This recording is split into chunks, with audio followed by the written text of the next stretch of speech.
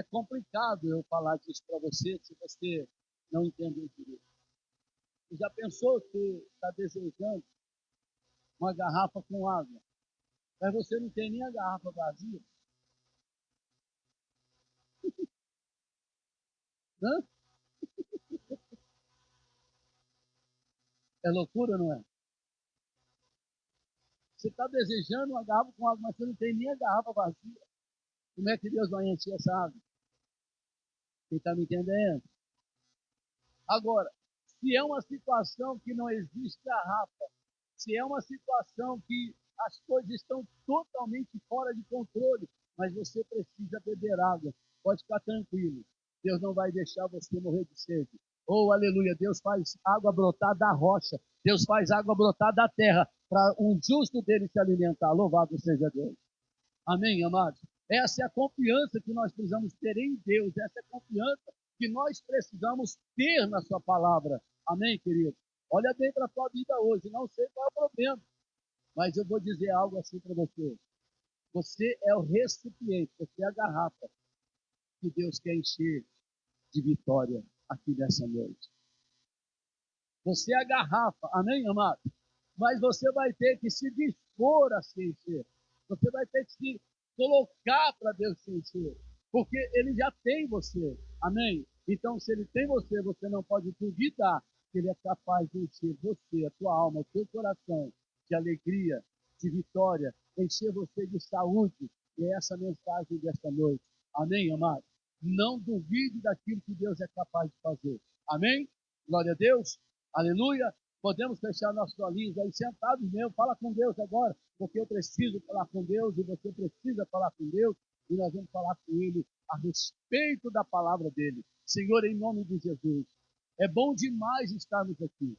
É bom demais podermos, Senhor amado, estar na tua casa, na tua presença. É bom demais estar numa noite de desafio. Ó Deus, porque a noite de terça-feira, clamor das causas impossíveis, é noite de desafio. Quinta-feira é culto de cura e libertação, é noite de desafio. Domingo é culto da família, é noite de desafio. Nós vivemos constantemente desafiando a nossa fé, Senhor, e as nossas expectativas são, ó Pai querido, colocadas diante do Senhor, ó Pai amado, e nesse momento, em nome de Jesus, eu quero clamar a tua doce, gloriosa presença aqui. Quero clamar a direção do teu Espírito para essa palavra. Ó Deus amado, eu recuso agora toda intervenção maligna, eu recuso agora todo espírito de confusão, espírito de preguiça, espírito de sono, eu recuso agora e ordeno para que eles se afastem em nome do Senhor Jesus. Ó Deus querido, porque esse lugar enche-se da tua glória, enche-se da tua presença, enche-se, ó Papai querido, da tua sabedoria, porque o Senhor se faz presente nesse lugar para falar com a tua igreja, falar com o teu povo, e é esta noite, ó Deus, que nós convocamos a doce presença do teu Espírito Santo. Espírito Santo, por favor, fique à vontade para fazer aquilo que o Senhor queira fazer. Eu dependo de Ti nesse trilho da palavra de Deus.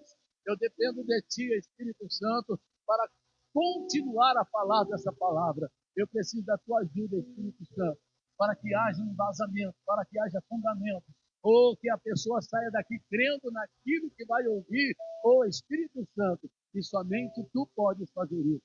Então nos convença da Tua palavra, nos convença pela Tua palavra, nos convença pela Tua presença, ó Espírito Santo. Eu declaro assim, que nós já somos mais que vencedores, para a glória de Deus, para a glória do Seu Filho amado Jesus e para a Tua glória, Espírito Santo. Muito obrigado por estar aqui. Nos conduz agora, em nome de Jesus. Amém, queridos?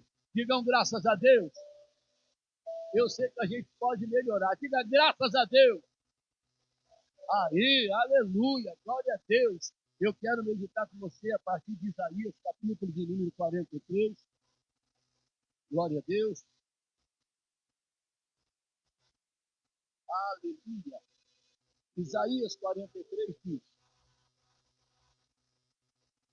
Mas agora, assim diz o Senhor, que o criou, ó Jacó, e que o formou, ó Israel. Não tenha medo, porque eu o remi. eu o chamei pelo seu nome, você é meu. Quando você passar pelas águas, eu estarei com você. Quando passar pelo rio, eles não o submergirão. Quando passar pelo fogo, você não se queimará.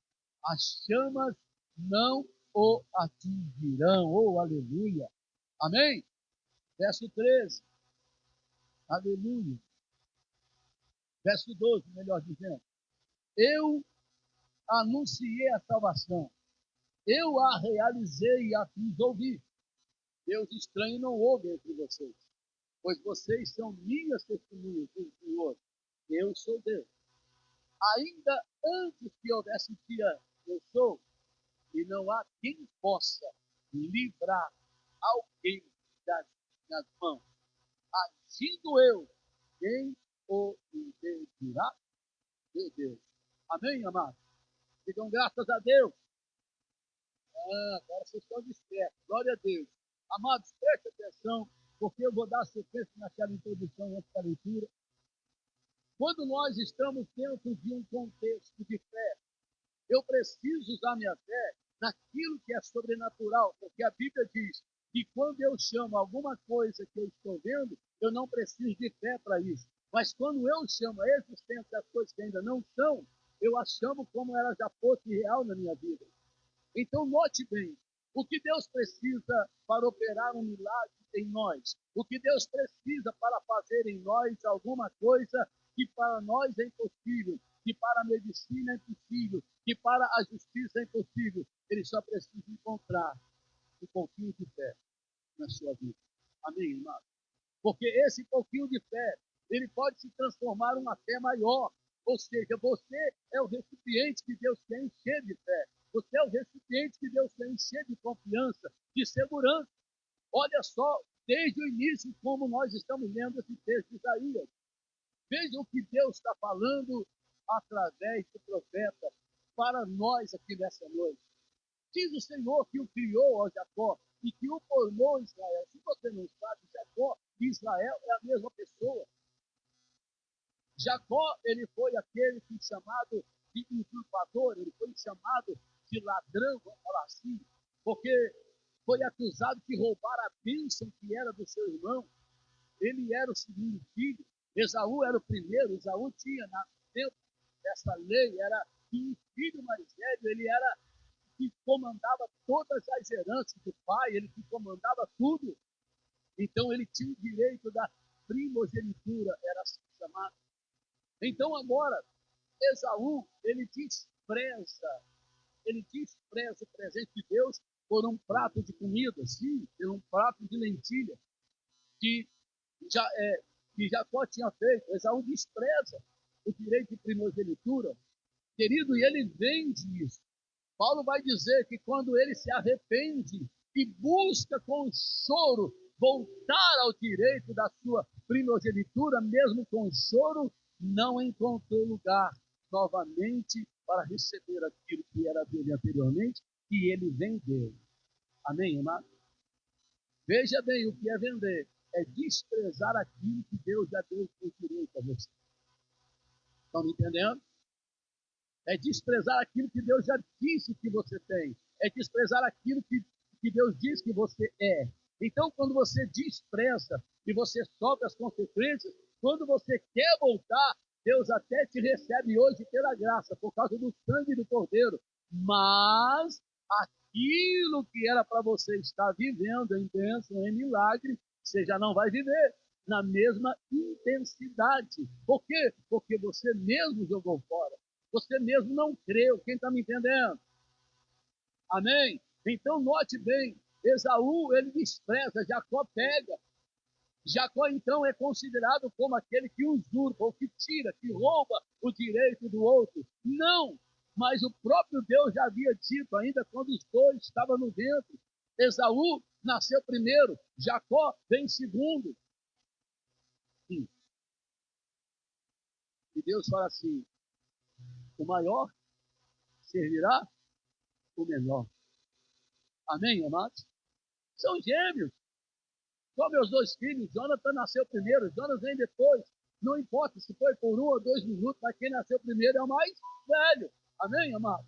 Então note bem que quando Jacó recebe esse nome de usurpador, de enganador, lá na frente Deus tem outro plano para ele. E troca o nome dele para Israel. Israel significa príncipe de Deus. E agora talvez você pode perguntar, então por que aparecem os 2 nomes da mesma pessoa aqui?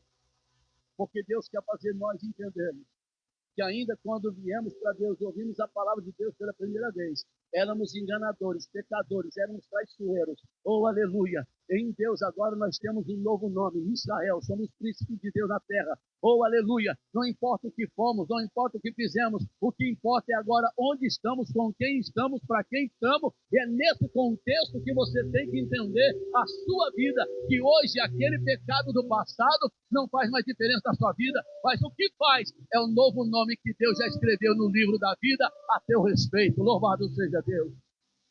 E é esse novo nome que te dá o direito de ser herdeiro. É esse novo nome que Deus coloca em você lá do céu, que te dá o direito de ser herdeiro. Porque toda vez que Deus olha para o livro da vida dele, ele encontra o teu nome e vê que você é filho, você não é bastardo. Amém, amado?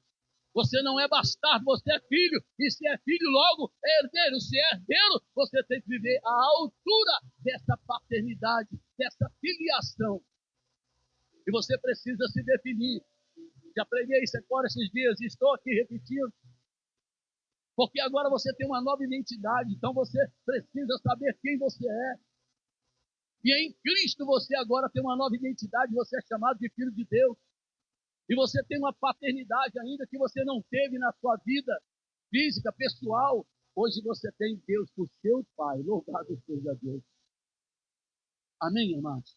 Você tem Deus por seu Pai. Então, Deus chama aqui Jacó e Israel no mesmo contexto, porque Ele está querendo que nós entendamos que aquilo que era considerado ruim, aquilo que era considerado perdido, Deus restaura e chama de príncipe. Louvado seja Deus. Amém, amado? Verso 2, por favor. Quando você passar pelas águas, eu estarei com você. Preste atenção. Quando Deus tira alguém do cativeiro, das mãos de Satanás, Ele te faz uma promessa, Ele te garante coisa. Ele te garante. E muita gente pega esses textos e apenas lê. Eu fico todo emocionado na hora. Ai, que legal, Deus está comigo. Mas basta vir a luta, vir a prova, que começa o quê? Murmuração. Murmura, reclama. Então, quando Deus faz a promessa, não importa se você vai passar num turbilhão de água, não importa se você vai passar onde o rio vai te afogar, não importa se o fogo vai vir em cima de você, não importa! É para você continuar crendo que você não vai morrer afogado no meio das suas provas, que você não vai ser queimado nos seus dias difíceis, você não vai ser derrotado. Satanás não tem mais poder contra a tua vida, louvado seja Deus. Amém, meus queridos? Então preste atenção, porque você vai ter que começar a se posicionar, não como Jacó, mas como Israel. Posicionar como príncipe e falar para você mesmo, espera aí, eu recebi um novo nome. E com esse novo nome, Deus diz que troca o nosso coração de pedra por um coração de carne, louvado seja Deus. Até então tem esse louvor. Recebi um novo coração do Pai, coração regenerado, coração transformado, coração ensinado por Jesus. Amém, amado? Então nós somos ensinados por Jesus. Agora, quem é ensinado por Jesus? Todo aquele que conserva viva a sua fé até mesmo no dia da tribulação. Porque mesmo na tribulação, nós somos ensinados. Ou melhor, eu digo que nós somos mais ensinados na tribulação do que no dia bom. Ou não? É no dia ruim que você fica mais ligado com Deus. Não é não? Agora tem uns que no dia ruim reclamam. Mas eu sou ao contrário, e muita gente é ao contrário. Que no dia ruim é que a gente se esconde mais debaixo das asas do Todo-Poderoso. É ou não é verdade? Pode perceber, irmão, eu não tenho galinha, mas já tive. A hora que o vento começa a pegar, a chuva começa a descer, o pintinho está pequeno. Não importa se vai encher de água ali, eles vão morrer afogados. Mas e se a galinha mãe deixa de lá, eles vão para onde, pintinho? Vai debaixo das? Vai ou não vai, irmão? Você tem galinha lá. Então, quem é que tem o cuidado com a galinha? Tem que ir lá, tirar a galinha, seus pintainhos e levar para um lugar seguro, sim ou não? Porque eles esconderam debaixo das asas da mãe, agora ficou até mais fácil juntar aquela pintaiada toda e levar lá para um lugar seguro. Agora, preste atenção. Deus está falando para nós que já nos escondeu debaixo das suas asas. Oh, aleluia! Oh, querido, então você está seguro. Não duvide daquilo que Deus falou. Se vai passar pelas águas, passe, você não vai morrer afogado. Ou seja, o turbilhão da provação. E aí vai piorar um pouco ainda, vai vir fogo. A prova vai parecer que é fogo puro, mas não tem problema. Não é para te matar, não é para te queimar. É simplesmente para te lapidar, para você entender que se você quiser viver coisas maiores e melhores, é necessário passar por provações. Agora, quem se acostuma aqui, ó, no raso, esquece, querido. Você vai viver a mesmice todo dia. Vai vir para o culto terça-feira, vai vir para o culto quinta-feira, vai vir para o culto domingo, e a sua vidinha é aqui, ó. E talvez você vai olhar para algumas pessoas e falar, puxa vida, chegou depois de mim, olha lá como é que está aquela pessoa. Não é? Chegou depois de mim, olha como é que está aquela pessoa. Chegou aqui lascado, quebrado, devendo, doente, e agora está aí todo sarado, todo curado, está prosperando. Que negócio é esse? Diga comigo, grau de intimidade. Diga de novo, o grau de intimidade é o que faz a diferença. Quanto mais você e eu formos íntimos de Deus, mais milagres nós vamos viver. Eu queria parar aqui para comentar mais coisas com você, mas eu não vou não, porque nosso tempo aqui de terça-feira é muito curto. Eu preciso caminhar com você sobre mais algumas coisas. Eu quero que você coloque comigo, vai comigo lá em Jó, capítulo de número 23. Um dia eu falei para a igreja, falei assim, irmãos, faz um teste. Falei para a igreja, não, falei para os obreiros. Faz um teste, pega todos os capítulos e leia os versículos iguais de cada capítulo de livros. Você vai ver como que a Bíblia é maravilhosa. Jó 23. Oh, meu Deus do céu. Você vai ver como que casa com Isaías 43, 13 também, esse versículo. Aleluia. Verso 13 de 23 diz, mas se Deus resolveu alguma coisa, quem o pode convencer a mudar de ideia? O que ele quer, isso fará, pois ele cumprirá o que está ordenado a meu respeito, e muitas coisas como estas ainda tem planejado, meu Deus do céu. Operando Deus quem? Não, você está muito fraco. Operando Deus quem? Ninguém pode impedir Deus. E se ele prometeu livrar, ele vai livrar. Se ele prometeu curar, ele vai curar. Se ele prometeu te ouvir no dia da angústia, ele vai ouvir. Ei, porque ele fez ouvido, e quem fez ouvido não vai ouvir? Quem fez a boca não vai falar? Querido, preste atenção. Você precisa começar a se mover em um movimento de fé, em aumentar a sua fé, em fazer coisas que você nunca fez. Eu vou perguntar, mas por favor, levanta a mão se você tiver certeza. Quantos aqui quer ter mais intimidade com Deus? Amém? Aleluia! Só tem dois meios de você ter mais intimidade com Deus. Não tem outro. Ler Bíblia e oração. E geralmente a oração te leva para o jejum. Amém, amados? Não tem outro meio de você ter intimidade com Deus, sabe, navegando lá só na Netflix ou no YouTube, eu não sei aonde, não tem jeito. Lá você não aprende nada. Escuta, talvez você fale, não, pastor, mas eu estou ouvindo uma palavra lá. Uhum. E de repente você vai ouvir alguém falando assim para você: os pastores estão corrompidos. E ele faz convite para você fazer parte da live dele, ele faz convite para você ofertar lá no programa dele, para você dar um like lá, para ele ganhar ponto e ganhar dinheiro. Ou hipocrisia dos infernos. Aí as pessoas até deixam de vir à igreja para seguir pastores no YouTube. Mas quando a corda estica no pescoço, para quem que é livre? Não é o pastor do YouTube, não. É o pastor Celino. É assim ou não é?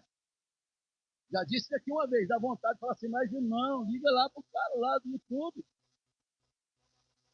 Liga lá pro cara que está dizendo que não é para você dizimar, que não é para você ofertar, que os pastores só querem comer a gordura da ovelha. Querido, Deus falou que nós iríamos viver da obra, porque ninguém vai à própria guerra, ou melhor, ninguém vai à guerra à sua própria custa, e digno é o obreiro do seu salário, amém, amado? Eu não estou falando que você tem que trazer dinheiro, estou falando de fé, e muitas vezes nós não agimos em fé e queremos que Deus haja por nós em necessidades financeiras, em necessidade de saúde, e Deus não vai agir enquanto você não agir. Melhor, Ele não vai reagir enquanto você não agir.